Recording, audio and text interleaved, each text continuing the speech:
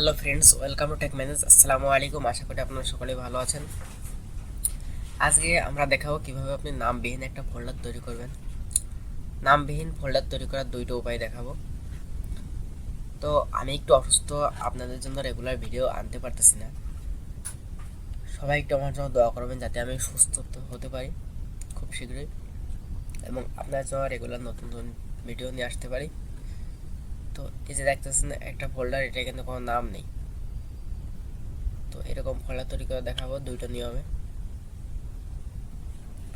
তার আগে ছোট্ট একটা রিকোয়েস্ট, যারা এখন আমার চ্যানেলটাকে সাবস্ক্রাইব করেন, সাবস্ক্রাইব করে পাশে থাকা বেল বাটনটা অন করে রাখবেন, তাতে করে আমি নতুন ভিডিও আপলোড করলে সবার আগে আপনার কাছে পৌঁছে যায়। এবং দুটো টিপস শিখাবো আজকে। দুটো টিপসের মধ্যে কোনটা আপনার কাছে সবথেকে বেশি ভালো লাগছে সেটা কমেন্ট করে অবশ্যই জানাবেন। চলুন কথা না বলে শুরু করা যাক আজকের ভিডিও।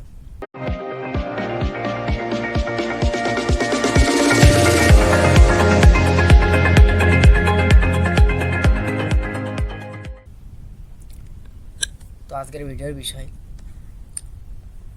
ফোল্ডার, নামবিহীন ফোল্ডার তৈরি করার। নামবিহীন ফোল্ডার তৈরি করতে হবে কীভাবে আমি দেখাই দিচ্ছি আপনাদেরকে। তো এটা প্রথমে আমি ডিলিট করে দিলাম।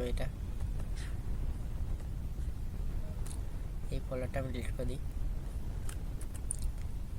দেন আমি এখানে নামবিহীন একটা ফোল্ডার তৈরি করার জন্য সাধারণভাবে আমরা যেভাবে ফোল্ডার তৈরি করে সেভাবে ফোল্ডার তৈরি করব। রাইট বাটনে ক্লিক করে নিউতে গিয়ে ফোল্ডার অপশন থেকে ফোল্ডার তৈরি করব। কিন্তু এখানে যখন নামটা সিলেক্ট করা থাকবে তখন আমরা ইন্টারফেস করব না। ইন্টারফেস করার আগে অল্টার চেপে ধরে 255 প্রেস করবেন।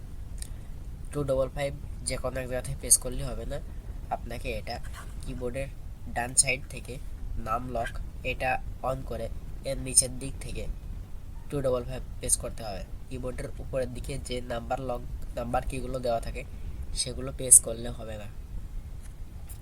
তো এটা প্রেস করার পর 255 প্রেস করার পর অল্টার প্লাস 255 প্রেস করার পর এন্টার প্রেস করবেন। দেখেন ফোল্ডার তৈরি হয়ে গেছে।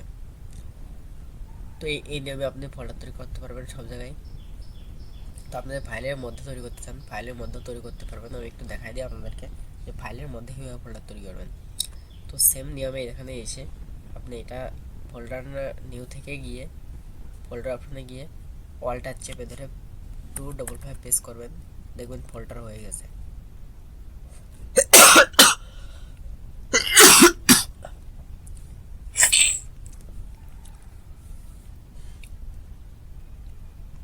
তো এই ছিল আমাদের একটা নিয়ম ফোল্ডার তৈরি করার। তো আমি ফাইলটা ডিলিট করে দিচ্ছি। দেন আমি আর একটা নিয়ম দেখাচ্ছি, সেটাও আপনি ফোল্ডার তৈরি করার জন্য সাধারণ নিয়মে এই জায়গা থেকে রাইট বাটন ক্লিক করে নিউতে গিয়ে ফোল্ডার তৈরি করবেন। দেন এইখানে আসার পর আপনি নেম নাম্বার নিউ ফোল্ডারে এটার পর রাইট বাটন ক্লিক করবেন। ক্লিক করে দেখেন অনেকগুলো অপশন হাইড হয়ে আছে এবং অনেকগুলো অপশন হাইলাইট হয়ে আছে। তো এর মধ্যে আপনি দেখবেন নিচের দিকে আছে ইনসার্ট ইউনিকোড কন্ট্রোল ক্যারেক্টার। এর মধ্যে এসে এর মধ্যে যখন একটা সিলেক্ট করে দিবেন, তো আমি প্রথমটা সিলেক্ট করে দিচ্ছি, দিয়ে ইন্টারফেস করলাম। দেখেন নামটা চলে গেছে, দিয়ে ইন্টারফেস করলাম। এটার নাম কিন্তু এখন নিউ ফোল্ডার নেই। এখন যদি আপনার একটা ফোল্ডার তৈরি করতে চান তাহলে সেম নিয়ম এখানে এসে রাইট বাটন ক্লিক করবেন। রাইট বাটন ক্লিক করে নিউতে গিয়ে ফোল্ডার অপশনে এসে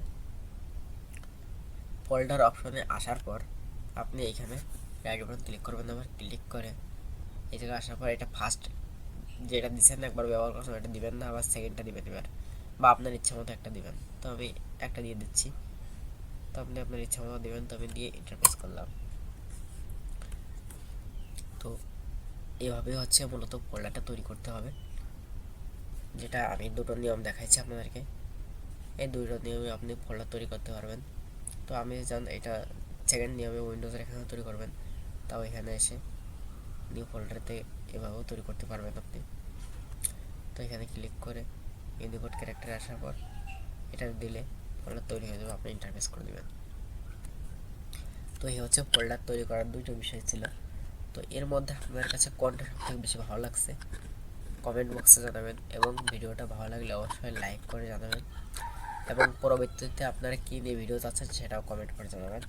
ধন্যবাদ, সবাই ভালো থাকবেন, সুস্থ থাকবেন। আজকের ভিডিও আমরা এখানে শেষ করছি।